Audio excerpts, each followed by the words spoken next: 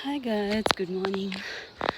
आज म फिल्मको घरमा कटहर लिन गएको. It's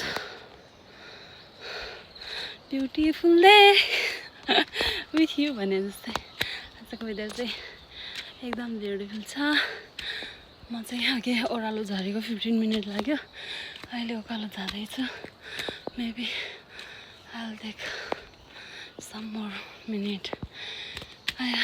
अघि भन्दा अलि टाइम लाग्छ होला उकालो चाहिँ. ओह्रालो झर्दा चाहिँ खुट्टा दुख्छ. झन्डै चिप्लो बाटो चाहिँ बर्खाको उसले गर्दा चिप्लो छ. सो अब आज कटहर खाने. Have a good day guys.